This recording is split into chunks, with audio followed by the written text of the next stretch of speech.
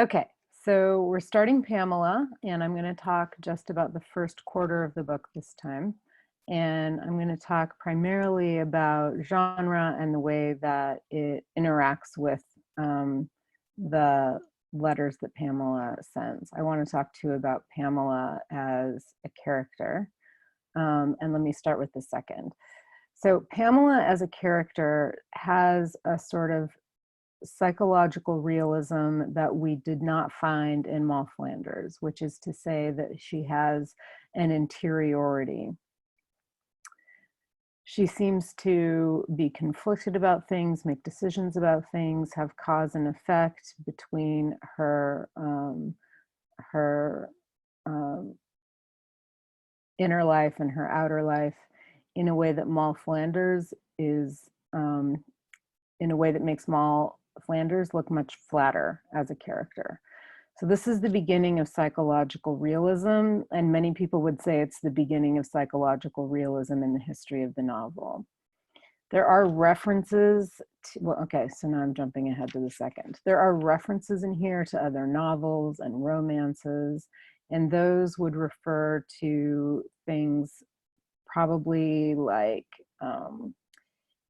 those would refer to things like romances that were more like um, the fair maiden who needed to be rescued by the handsome stranger kind of thing. So the same, especially like Spanish romances or romances from Europe that would have been translated into English and marketed toward women that don't really get the name of novel because they don't have this, they don't have any of this move toward realism.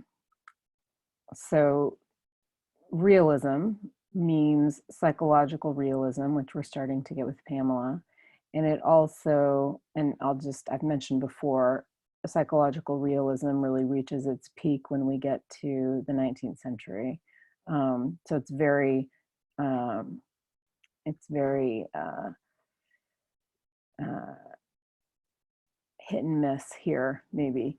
Um, but the fact that this is a collection of letters is also a nod toward realism, so that we can see it as something that is not just made up by someone to tell a story the way you might find with an omniscient narrator, but that it's something we might find just lying around, this collection of letters that's been edited by somebody.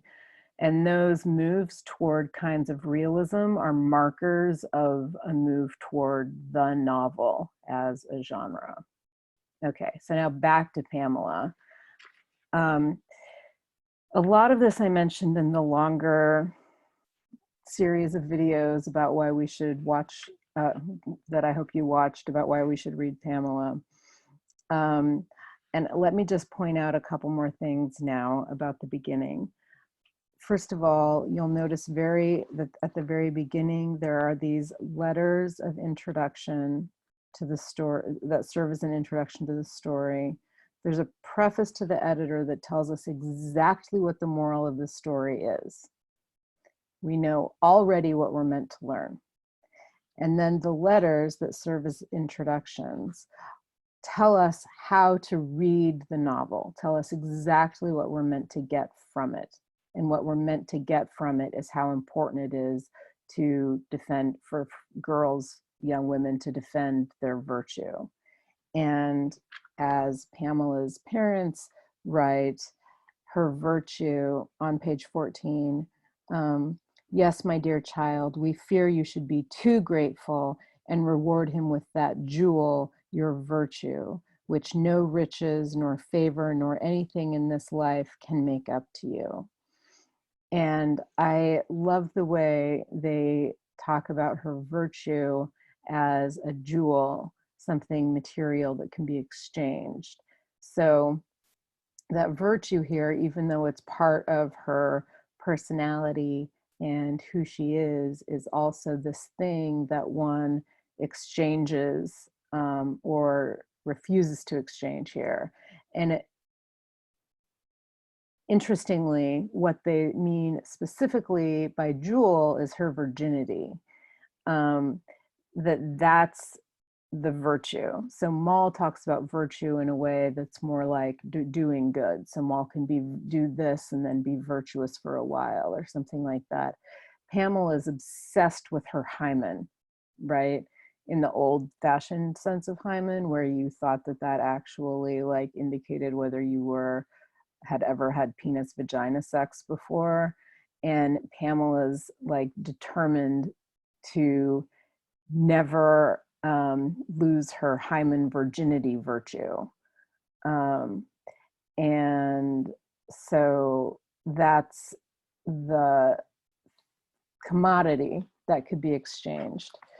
Um, the other thing I want to mention, and I mentioned this before, so I'll just touch on it briefly, is the way in which Pamela is telling us how beautiful she is and how pretty she is. And she's also walking us through all of her bundles of clothes, for example, or telling us about the waistcoat she's working on and how good of a seamstress or finishing work she does.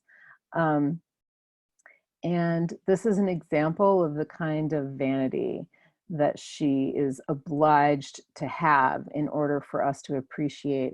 So for example, when the Mr. B mistakes her for someone else, this is an example of the kind of duplicity that has to be part of her character in order for us to explain or understand how beautiful she is, even though she's the only one writing to us. And of course, this gets called out at the end of this section when Mr. B is like, I've discovered this series of letters that's totally crazy and made up, which invites the reader, I mean, we know better, but invites some other reader to, I mean, her parents don't believe him either, realize this inconsistency. All right, I'm going to stop.